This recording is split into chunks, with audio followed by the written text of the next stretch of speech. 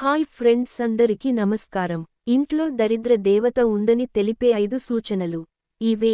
ఇంట్లో ఎవరైనా ఎప్పుడైనా ఏడుస్తూ ఉంటే వారి ఇంట్లో ఖచ్చితంగా దరిద్ర దేవత తిష్ట వేసుకుని కూర్చుంటుందట. అలాగే ఇల్లు అసభ్యంగా ఉండి వాసన వస్తూ ఉంటే కూడా ఇంట్లో దరిద్ర దేవత ఉంటుందట.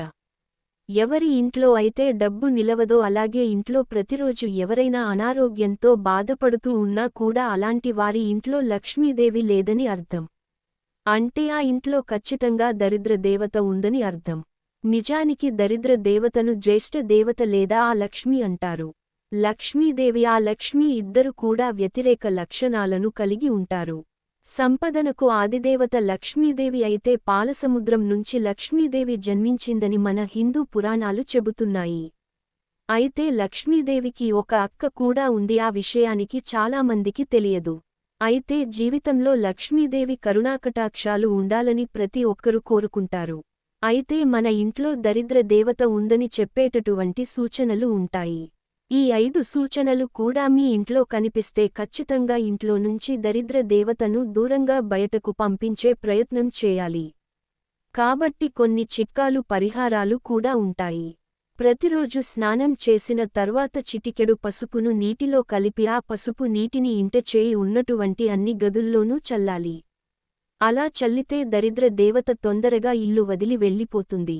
ఇక లక్ష్మీదేవి వస్తుంది కూడా. ఇక నెలకు ఒకసారి అయినా బూజులు దులిపి ఇల్లు శుభ్రం చేసుకుంటూ ఉండాలి. ఇలా చేయడం వల్ల కూడా దరిద్ర దేవత ఇంట్లో నుంచి పారిపోతుంది. అంతేకాకుండా ప్రతిరోజు ఇంట్లో అగరవత్తులు వెలిగించండి. దీంతో పాటుగా ఎండు కొబ్బరి పొడిలో సాంబ్రాణి, గుగ్గిలం కలిపి వారానికి ఒక్కసారి అయినా ఆ పొడితో ఇంట్లో ధూపం వేస్తే దెబ్బకు దరిద్ర దేవత ఖచ్చితంగా ఇల్లు వదిలి వెళ్ళిపోతుంది. ఎందుకంటే ఈ ధూపం అనేది చాలా శక్తివంతమైనది. ఖచ్చితంగా ఇలా చేస్తే దరిద్ర దేవత ఇంట్లో నుంచి వెళ్ళిపోతుంది. అలాగే మీరు కూడా ఇంట్లో చాలా పనులు చేయకూడదు. తెల్లవారిన తర్వాత ఎక్కువసేపు ముఖ్యంగా నిద్రపోకూడదు.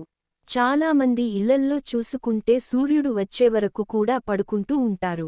అలాంటి సమయంలోనే దరిద్ర దేవత ఇంటివైపు ఆకర్షించబడుతుంది. కనుక సూర్యుడు రాకముందే స్నానాలు పూర్తి చేసుకోవాలి. ఇలా చేస్తే ఖచ్చితంగా మీ ఇంటి మీద దరిద్ర దేవత ప్రతిభ ఉండకూడదు. అలాగే మీ ఇంట్లో లక్ష్మీదేవి శుభ్రంగా ఉంటుంది.